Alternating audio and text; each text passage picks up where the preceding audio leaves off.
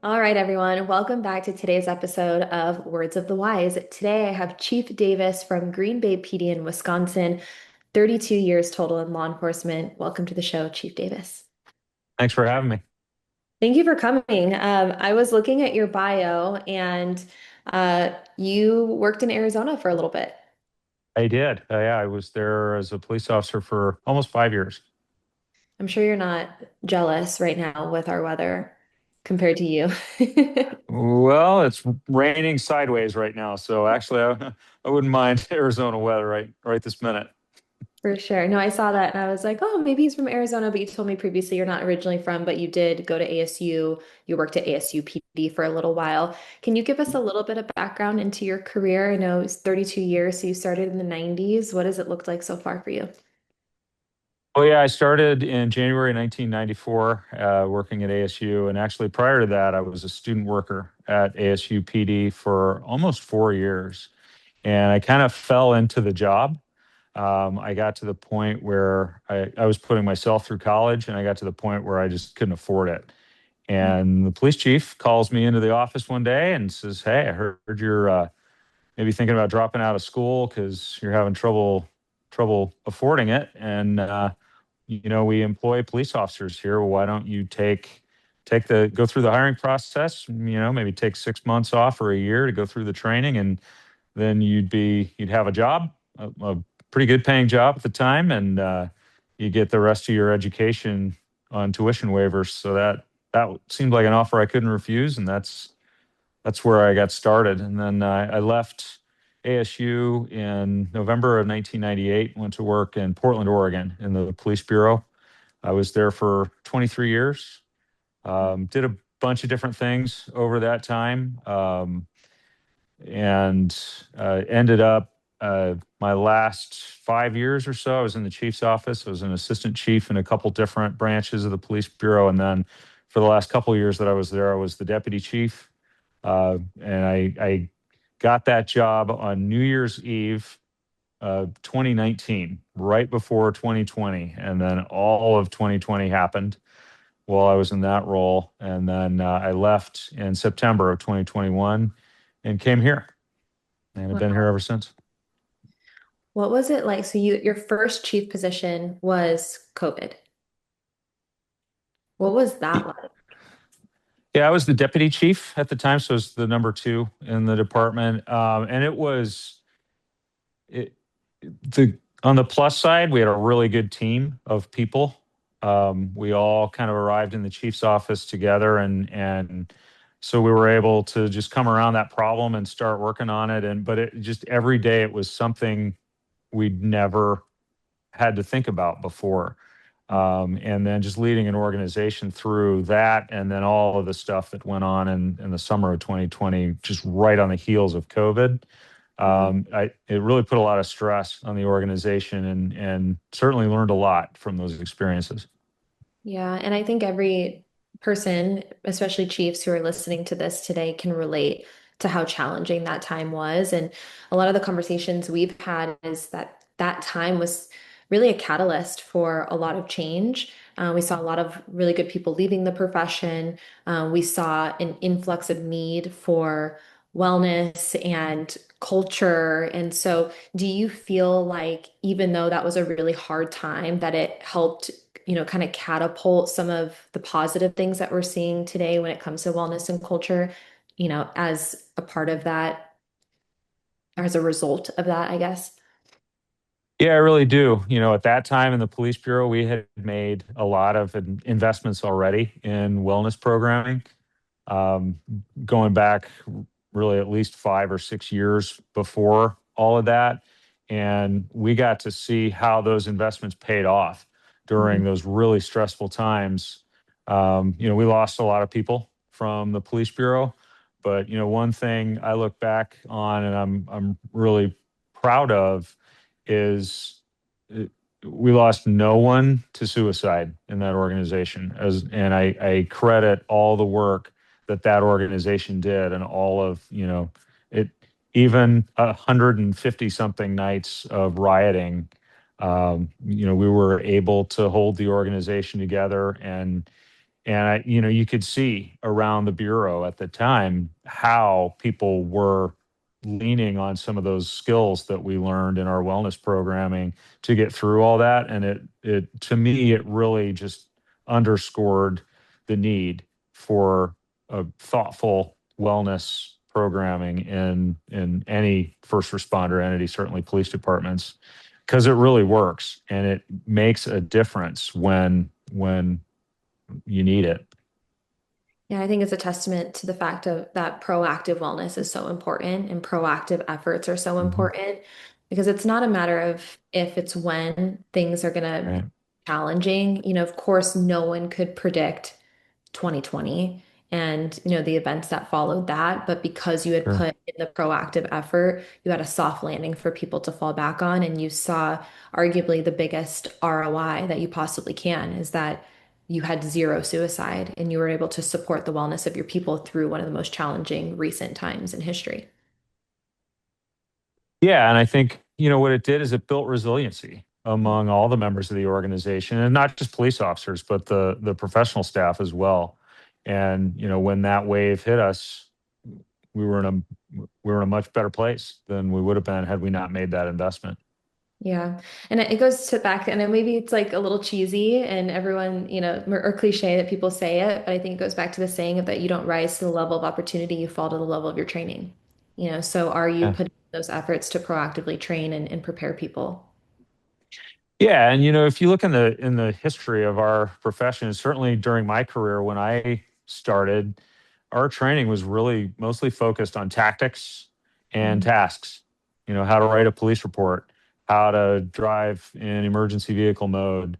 Um, you know, hours and hours and hours spent on firearms training and tactics and clearing rooms and that kind of stuff. And we never really trained much on how to prepare yourself to thrive in that really stressful environment that you find yourself in. And it's one of the things as I look back on my own career that I am feel the best about is the progress that we've made as a profession in terms of teaching our people from day one now how to take care of themselves, because self-care is not a luxury, and how to do even some simple things to survive and even thrive in that environment for 25 or 30 years. And if that's the legacy that my generation leaves the one coming on, I'd say that's pretty good. I'd say so too. I think everyone agrees. And, it's interesting that we have a lot of conversations about the younger generation and how they're more receptive to wellness today than ever before. And I always credit you guys. They're receptive to it because you guys are putting in the work now to expose them to it, to have the conversation, to start that early. If you right now in leadership were not putting in the efforts to do that, things would have stayed the same. We wouldn't have seen a Mhm. change. It would have stayed exactly as it was before, where we weren't talking about it, we weren't prioritizing it. So I give a lot of credit to everyone who's in leadership roles today who is prioritizing it, because I do think it opens up the door of receptiveness for the younger generation to walk in and be like, this is normal. And then they're going to be tomorrow's future leaders, and they're also going to prioritize these things because it's something that they've always done. So it might feel like it's slow progress sometimes. I always say it's kind of like the Titanic. It turns slow, but we see the progress, and I think anyone who's listening can agree to that. The last decade has been a lot of progress in the wellness space. So thank you for sharing. I appreciate it. Absolutely. One of the things that you said that I really love is self-care is not a luxury, it's a priority and a necessity. What are some of the things that you do for self-care? So I do a few things. I get a lot of exercise, and I am somebody who, and this is, I don't think this is the norm, but like the most boring thing in the world for me is to go work out in a gym. I have tried it, and I'll do it if I have to. But when we moved here, we were fortunate to move on to about 10 acres of mostly trees. And so I get a lot of exercise just working with trees, and just being out in nature for me is really important. And it kind of helps you just get that reminder that I think we all need, that we're all part of something much bigger than ourselves. We're all connected. And we, especially in the West, we lose sight of that sometimes. So just being out in nature and lots of physical activity. I'm also a big proponent of mindfulness. I have found, and I participated in a study back when I was in the police bureau on mindfulness in policing, and it was a real eye opener for me. So that's something that has paid a lot of dividends for me. And then I try to, more at the high level. I've always just tried. Once I figured it out, I was not always. It's been a long learning process, but I try not to let the job define me. I am many things other than this, and this is an important role. Obviously, I'm very invested in it, and I think it's super valuable work, and I have a lot of respect for cops and the work that they do.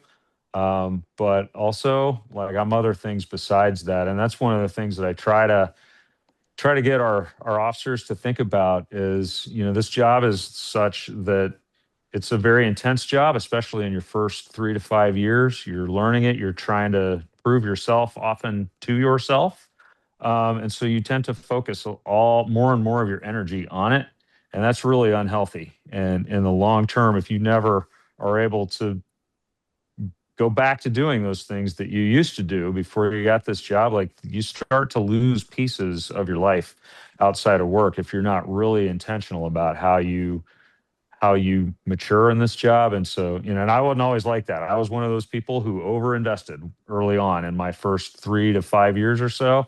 And I had some hard lessons to learn. And one of them was to be other things outside of this job, because it keeps you grounded more in the real world. Mm. Can appreciate that. I grew up in Illinois on 5 acres, and I love the outdoors and doing outdoor activities. And the gym isn't always the answer. There's other alternatives you can find to physical fitness. And I think that's important to Yeah. share. So thank you for Yeah. that. But I think it's important just to do whatever works for you, and Yeah. whatever you find. Physical activity is super important, but if you can get it in a way that you find joy in it, that's up to you, and just do it. Yeah. And I think it goes back to, it's not a one size fits all. I used to call it a charcuterie board, like wellness Yeah, was a charcuterie board. And then someone told me that that was too hard to pronounce. So now we just call it the buffet. But I that appreciate works. you sharing what works for you because, I've had a lot of conversations and other people say woodworking, people say knitting. Like there's so many things that can contribute to wellness as a whole. It doesn't have to be a one size fits all. So I appreciate you sharing what works for you. There were two other things that you said that I wanted to circle back to. One was mindfulness, and you said that you learned about mindfulness in policing. Can you dive a little bit more into some of the things that you've learned and why it's so important to be mindful as a police officer? Yeah, in 2016, we partnered with a local college and actually a lieutenant from one of the suburbs. And we participated in Portland in a study on the effects of mindfulness on police officers. And they measured cortisol levels before and after. And then there was also like a shoot, don't shoot discrimination test Mm. of, when something is a threat versus not. And, pictures of people holding either guns or cell phones or nothing in different postures.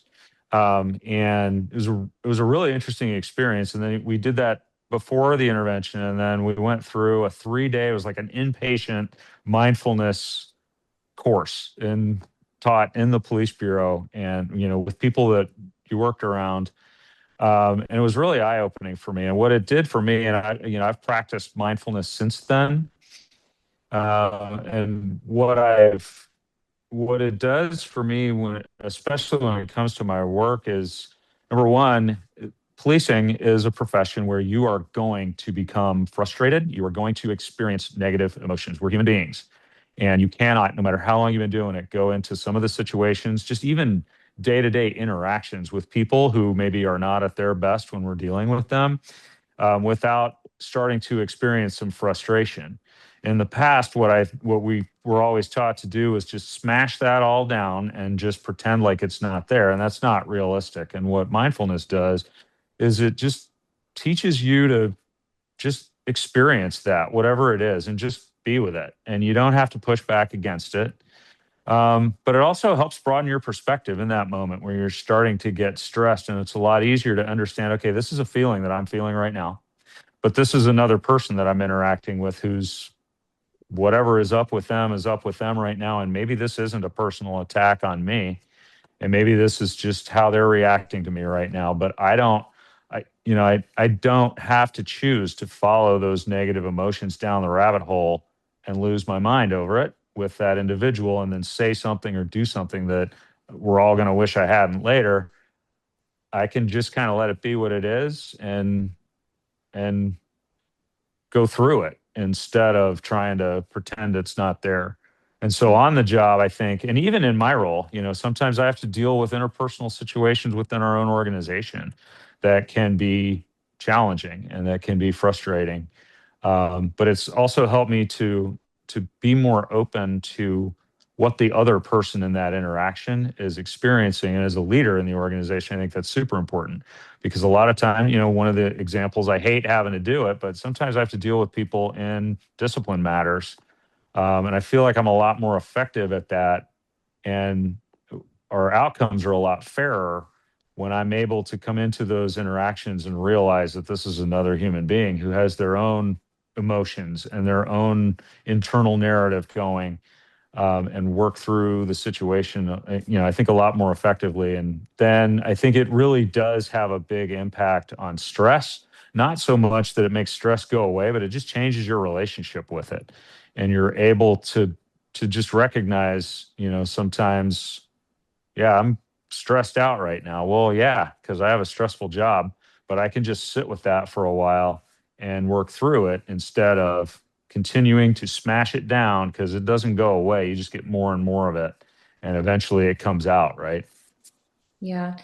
Yeah, and I think a lot of what you described is emotional regulation and then being able Yeah. to um, choose how you want to respond to something, but then also choosing to go through something rather than you said avoiding it, which I think is what a lot of people do. I know I did in the past too. Like I used Yeah. to shut it all down too, and it always comes back to bite you later. It's interesting what you said earlier about how you essentially, and correct me if I'm wrong, said that mindfulness training could equal safety training. It could be something that when you're on this out on the streets, it prevents you from a situation um, that maybe would progress beyond where it should have. Yeah, I think it really can. Mhm. And, I think one of the things that it teaches you, it's almost like a tunnel vision that sets in when you start to get that emotional response. And when you start to, go down the rabbit hole with that emotional response, you can miss things. Mhm. And so, it helps you actually to not only stay calmer under pressure and in those negative interactions with people, but also to take in more of the picture. You Mhm. see a lot of times where now that everything is on video, you'll see interactions with cops sometimes where they're it doesn't look like they're hearing all of the information that they're getting. And there are lots of examples out there of times where if we had just slowed down, turned down our own internal narrative that's going on in our head and just taken it all in, maybe that person, yeah, maybe they're really upset right now, but they also are giving you some clues about what's going on that might be really important to your decision making. And so it broadens your perspective and allows you to see some things that you might otherwise miss. Yeah, I love it. I mean, you're speaking our language. Jess and I are totally everything you just said. The Yeah. second thing that I wanted to circle back to was you said that you're so much more than the job. Can you share maybe one interesting fact about yourself that maybe people don't know, something that shows who you are behind the badge? Sure. I'm sure none of my peers will make fun of me for this at all, but among other things, I am an organic rose gardener. Oh, Living in Portland for so long. It's the Rose City, and so it's been a little harder since I've moved here. My roses don't do quite as well, but I'm really interested in that. And I think, and now that we've moved here, one of the things that we deal with on our land is we have the emerald ash borer here in Wisconsin, and a lot of our ash trees are dying. The land's not in very good shape, and so one of the things that I've expanded that to since we've moved here is I am working on a long-term project just to restore native plants to the land and kind of restore it to the way it was before it got kind of messed up in the past. So those are a couple things and that keeps me very busy outside of work. I love that. I really appreciate you sharing that because I think, we talk so much about the job and, all of the things, but to share a little piece of you, I really appreciate that. So thank you. Absolutely. Yeah, what other initiatives have you implemented to support wellness? So we've implemented a lot of them here. What we did not long after I got here is we worked out a comprehensive wellness plan for the organization. And like you said, there isn't one thing that is perfect for everybody. And so we offer a whole menu of wellness options for folks. So we have a very robust employee assistance program and a peer support team, not only for sworn officers but for professional staff. And I think that is an important element of a wellness program is that it includes the professional staff as well, because you hear the impact that some of the subject matter has on our folks who go out and take pictures at crime scenes, or our records professionals who deal with the reports. So we've expanded it to everyone in the organization. We last year, at the beginning of last year, we hired our own in-house mental health nurse practitioner who focuses on our wellness program and on our employees. And in the past, we had, and we still have this, we had a contract resource with a group of culturally competent for policing wellness professionals that members could go and see if they were needing just some help to process something, whether it's on the job or off. And we still have them, but we gave them so much work that we realized we had enough that we needed our own in-house person. And she also helps us with program development. She does trainings every year at in-service. You're going to go through at least one wellness class that she puts on every year for us. Um, and then she also helps with critical incident issues. So right now, and it's not just, the really big things, but even if an officer goes on, say a fatality involving a child, more often than not, that mental health nurse practitioner will be here in the building when that officer gets back and be able to just come alongside them and just help them through that, whatever it is that they need that works for them. We've also instituted mandatory mental wellness check-ins with our nurse practitioner every year. And we can't make people participate in a medical thing, obviously, but for at least 1 hour every year, you're going to have a meeting with her. And actually, there's been zero resistance to that at all. And then she's available also anytime somebody needs her. And as the chief, I don't know who's seeing which mental health or wellness resource about what, because I don't need to know that. And then what that's done, though, just some of the impacts that we've seen out of that have been really encouraging. Like, I will very often overhear officers talking about, their visit that they had with our mental health practitioner, and like even people sharing stuff that they're working through with each other. Like in 1994, when I started, you would not have heard that in a police department. So it's been really cool. We also have a wellness dog that named Queso, who's a yellow lab, and Queso has gone through like therapy dog training. It's funny because our mental health nurse practitioner will bring him to we have Tuesday meetings with all of our leadership team. She's part of that, and so she'll bring Queso with her, and that takes the stress level down in those discussions sometimes. But Those are all things that we've done. I'm sure I'll think of others. We have a wellness hour. Every employee of the department is allowed to take an hour a week where they're on the clock and they can go do one of a list of approved wellness activities. So exercise, mindfulness, yoga, a visit to our mental health practitioner or one of our contract folks, and they can do that on the clock. And not everyone uses it, but that's been a really popular program, especially interestingly enough with some of our older officers and employees. Yeah, thank you for sharing that. And you had mentioned zero resistance to the mental health, and you said you wouldn't see Yeah. that in the 1990s. Is there anything you can pinpoint or a time that you've seen that shift happen to I get to really where we think are it, today? yeah, I really think it's been in about the last 10 years. I'm trying to imagine some of the cops that were old when I started, who, they like Vietnam era people who had started in the 1960s. And I can remember being a new police officer on night shift, and there was this guy that, yeah, I think he started in 1969. And after a really busy night shift, it's 8 o'clock in the morning, and he's like, "Come on, kid, let's go drinking at 8 o'clock in the morning." And I'm like, this seems stupid, but apparently this is what you do. But I really think and you could see even in the 90s, I think we started to see some signs of like the beginning of this movement for wellness in the police profession. Um, but you really saw it take off, I think, in the last 10 years. I promise I have a really solid question after this, but I have to go back to queso because Yeah. I think that's the cutest dog name I've ever heard in my life.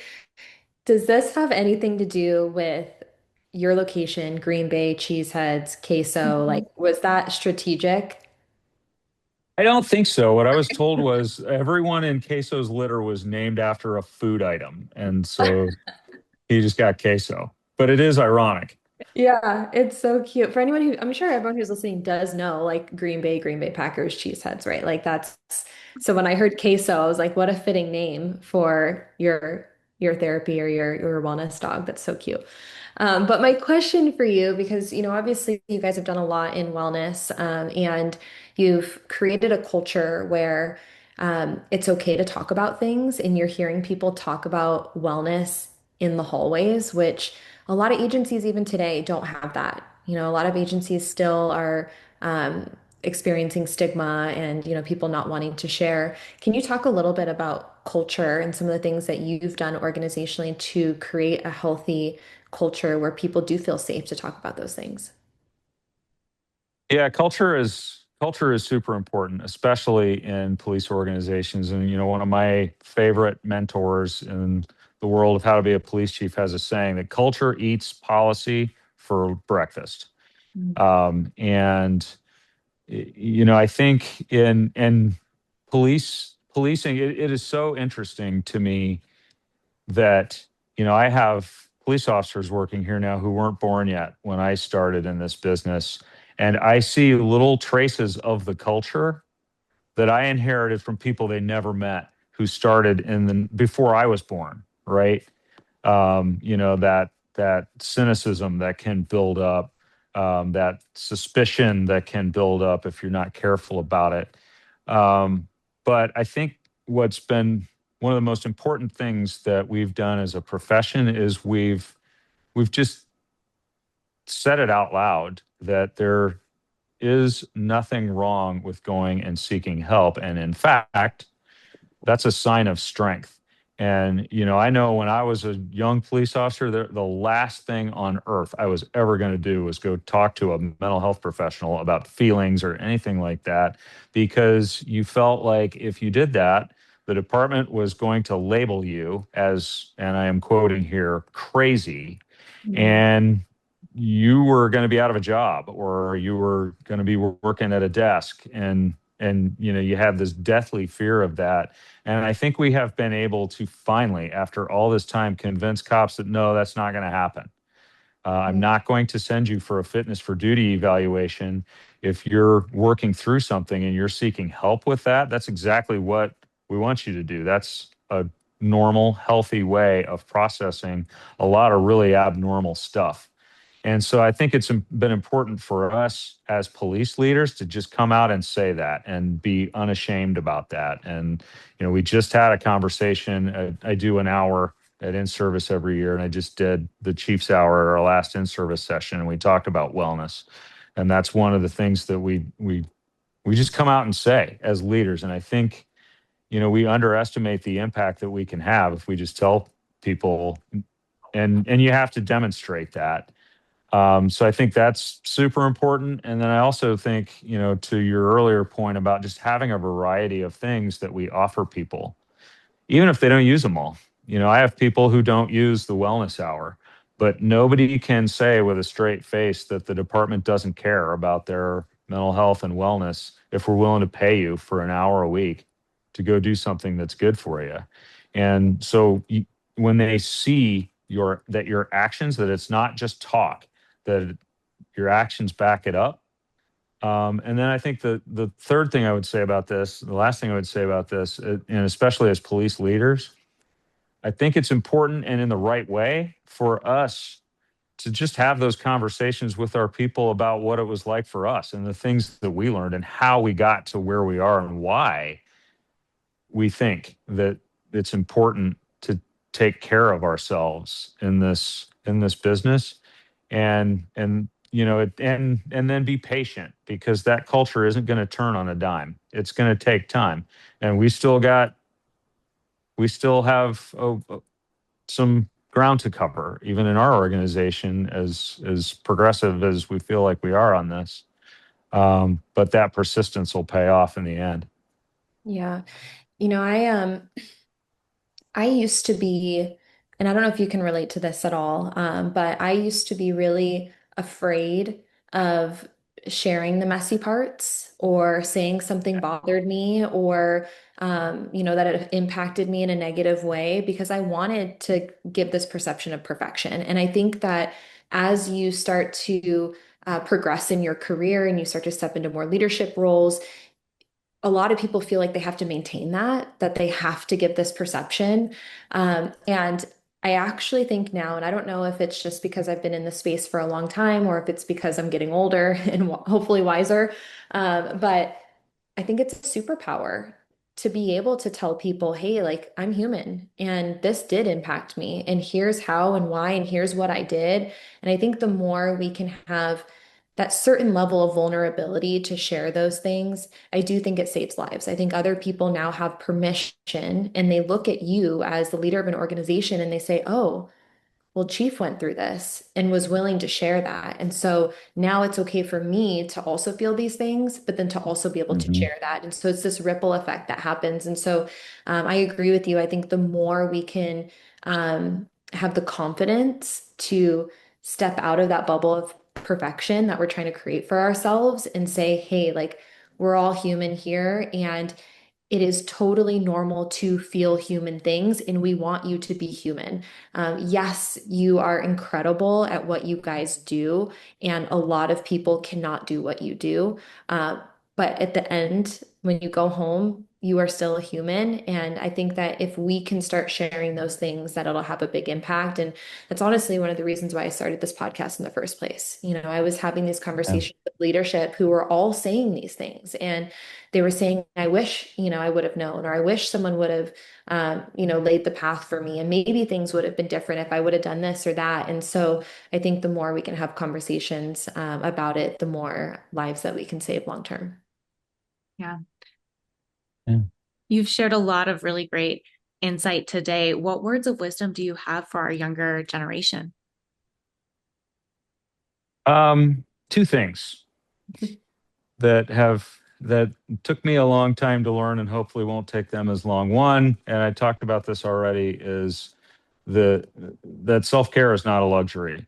You have to take care of yourself, and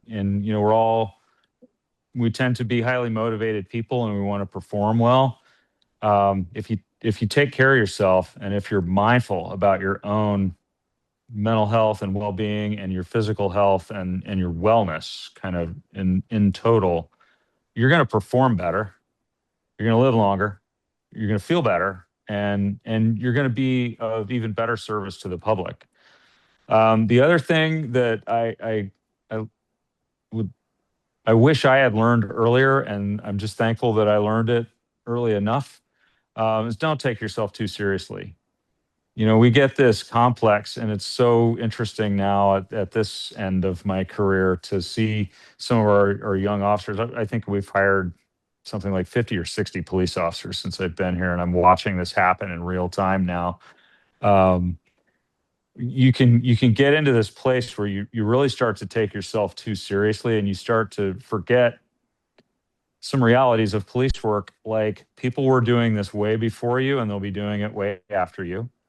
You're lucky to be here. And it's okay to find some joy in your work because it's not all bad. Actually, a lot of it is really good, and you're around super cool people. And you're never bored. And it's okay to laugh at yourself once in a while too, because that's pretty good medicine. Love it. Thank you so much. Thank you for coming on here today and sharing your words of wisdom and all the things that you guys are doing organizationally. We appreciate it. Yeah, absolutely. Thanks for having me. Of course.